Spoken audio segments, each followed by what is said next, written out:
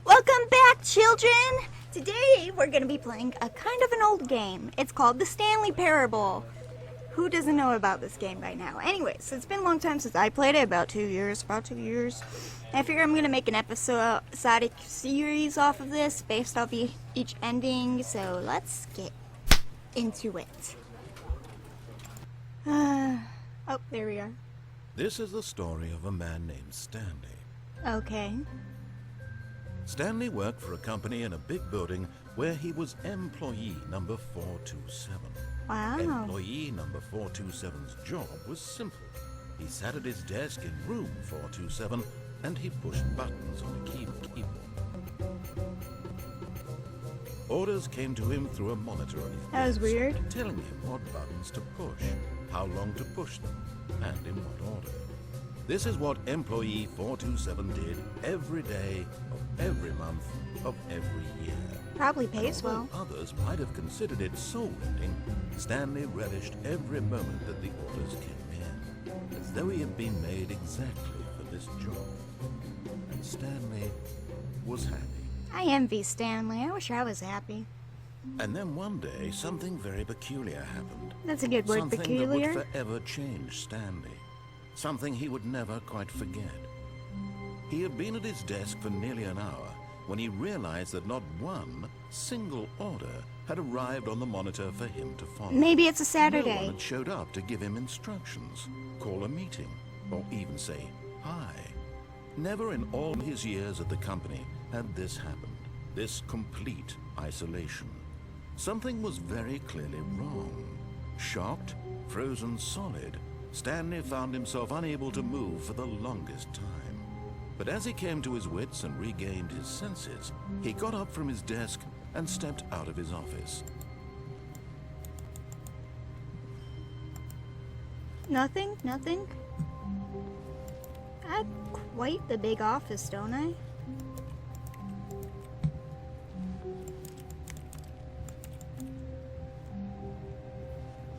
Okay. Anybody else around? 428? 429? No one's here. It must be a Saturday, right? All of his co-workers were gone. What could it mean? Stanley, you decided can to move go to the meeting fast. room. Perhaps he had simply missed a memo. No matter how hard Stanley looked, he couldn't find a trace of his co-workers. Says you. Ooh, climbed the desk a little bit, didn't I?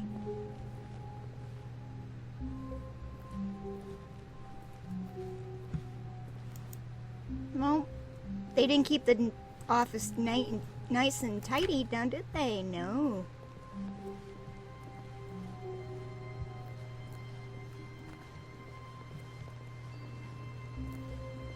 Okay.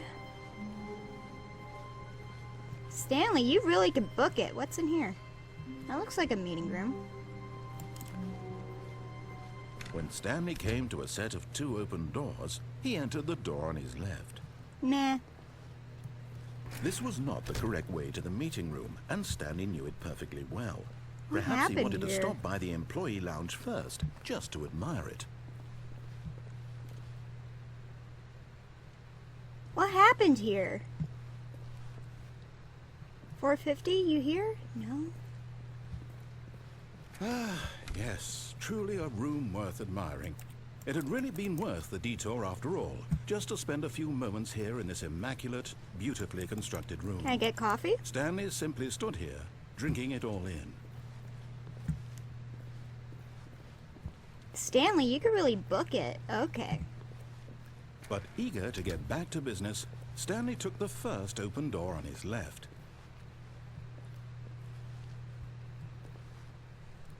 Nah, that looks ominous. Do not lie. If you're lying right now, stop. Good. Stanley was so bad at following directions, it's incredible he wasn't fired years ago. Nah. Go shove it in your hat, bro.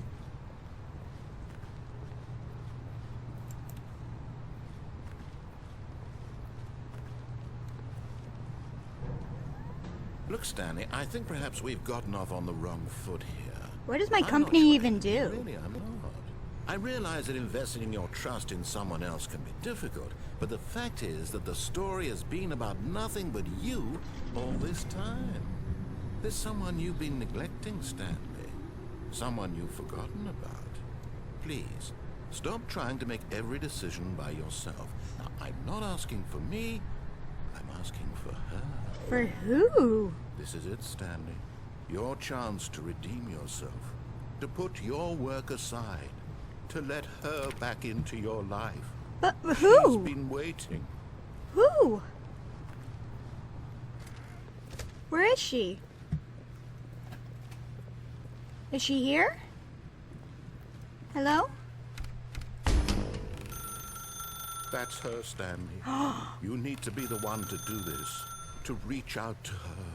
If you can truly place your faith in another, then pick up the phone. Just unplug As it. Stanley picked up the phone, a white light engulfed him, filling him not just with radiance, but with hope. Hope for a life reunited one... Wait. Oh, goodness. Stanley, did you just unplug the phone? Yep. No, that wasn't supposed to be a choice. How did you do that? I'm awesome. You actually chose incorrectly. I didn't even know that was possible. Let me double check. This is amazing. No, it's definitely here, clear as day. Stanley picks up the phone. He's taken to his apartment where he finds his wife, and the two pledge themselves to one another. Music comes in, fade to white, roll credits. Not picking up the phone is actually somehow an incorrect course of action. How is that even possible? None of these decisions were supposed to mean anything. I don't understand. How on earth are you making meaningful choices? What did you... Yeah. Wait a second. Did I just see... No, that's not possible. I can't believe it. What? How had I not noticed it sooner? You're not Stanley. You're a real person. Yep. I can't believe I was so mistaken. This is why you've been able to make correct and incorrect choices. Yep. And to think I've been letting you run around in this game for so long. If you made It's only any been more 5 wrong minutes. choices, you might have negated it entirely. It's as though you completely ignored even the most basic safety protocol for real-world decision-making. Or did you not grasp the severity of the situation? Ah, the rats are playing well, in the I won't back. have that kind of risk on my watch. I'm going to stop the game for a moment so we can educate you properly on safe decision-making Wait, in the what? real world. Don't Please do that. observe this Don't. helpful Do you know instruction how long video. it took for me to get the game running? Oh, god damn it. Choice. It's the best part of being a real person. But if used incorrectly, One of the can rats also is be the most stuck. dangerous. For example, in this scenario, a hypothetical real person named Stephen has a choice. He could spend years helping improve the quality of life for citizens of impoverished third world nations. Or he could systematically set fire to every orphan living in a 30-kilometer radius of his house. Which choice would you make? Remember that unlike here, the real world makes sense, and at no time should you make a choice that does not conform to rational logic. If you find yourself speaking with a person who does not make sense, in all likelihood, that person is not real. Allow the person to finish their thought, This then guy's provide an good. excuse why you cannot continue talking. Turn to a partner and practice saying, "My goodness, is it 4:30? My I'm supposed goodness, to be is it having 4:30? a back, sack, and crack." Wait, what? My goodness, is it 4:30? Is something, something, something. What? Okay. It's the weirdest ending I've ever seen. Excellent. Making choices on a regular basis is the best That's a great part to a picture. healthy decision-making process. Yeah, you guys are Most making medical good choices. professionals recommend making at least 8 choices per day. Do you make more than 8? Sure. Less? And No. finally, if you begin to wonder if your choices are actually meaningful and whether you'll ever make a significant contribution to the world, just remember that in the vast infiniteness of space, your thoughts and problems are materially insignificant. Woo! And the feeling should Insignificant! subside. At this time, your instructor will guide you in an exercise to test and reinforce the material covered in this video. Ah, welcome back. You may have What? noticed that this room has begun to deteriorate as a result of narrative contradiction. But not to worry. Now that you're properly informed on good decision-making, we're going to revisit a choice you made just a few minutes ago and see what the correct thing to do would have been. This way, please. Okay. We are breaking the game, apparently. Let's break the game. Break the game.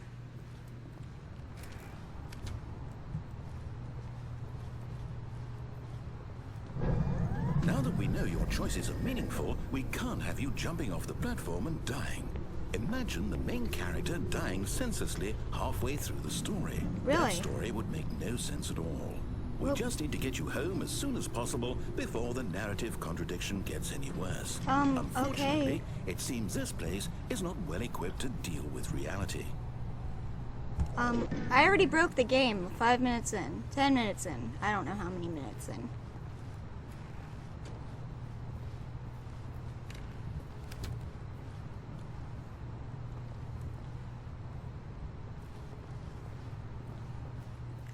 Okay, I'm going, Christ.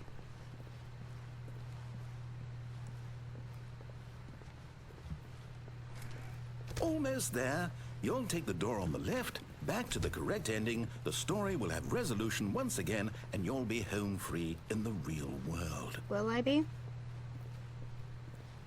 Now remember, all you need to do is behave exactly as Stanley would. That means choosing responsibly and always putting the story first. I'm quite sure you'll be up to the task. Just follow my lead and you'll be fine. All right. All right. When Stanley came to a set of 2 open doors, he entered the door on his left. Nah. No! Why did you do that? Why Okay, not? Hurry back in the other direction. Perhaps we're not too late. Sorry. Okay.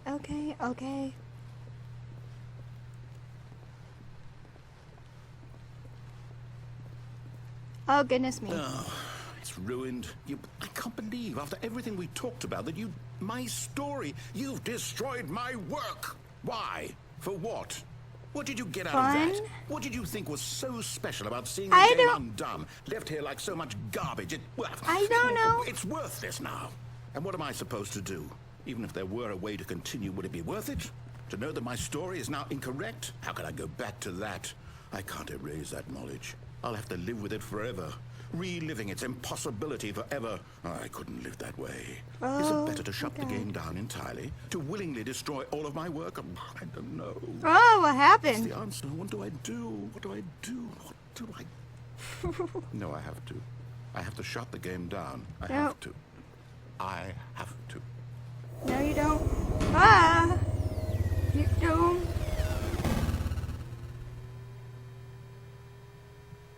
Where'd the game go?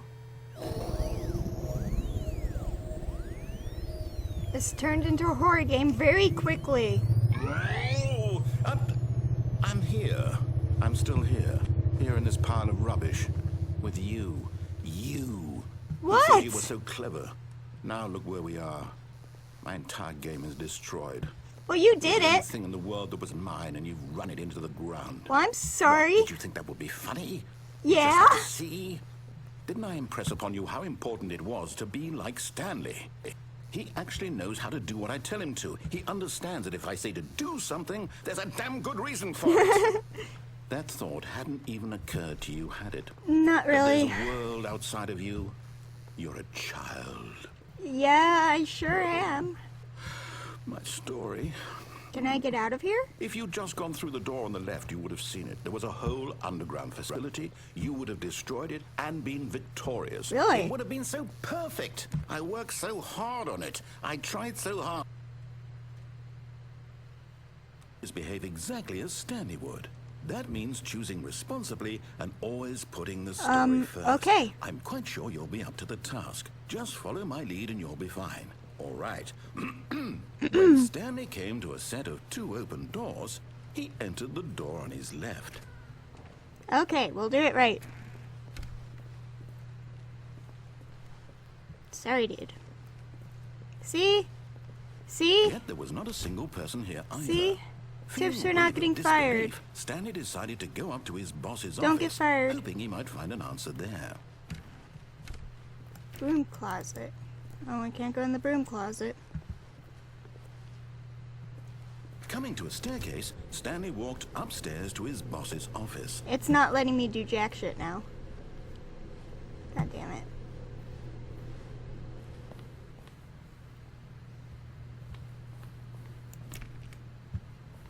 Normally you have more options, I believe.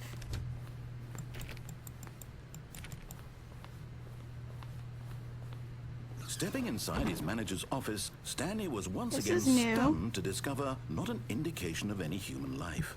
Shocked, unraveled, Stanley wondered in disbelief who orchestrated this, until he saw the door with a voice receiver next to it. Okay. Surely behind this door lay all the answers to his questions. And beyond all probability, he knew the passcode. He had seen it on his boss's computer just last week. Night Shark 115. Was this the code to open the door? Would it still work? There was only one way to find out. Stanley had been trained never to speak up, but now he would draw from within himself the courage to face the unknown. This isn't the... He drew a This sharp is not breath what I and then remember. spoke the code. Night Shark 115.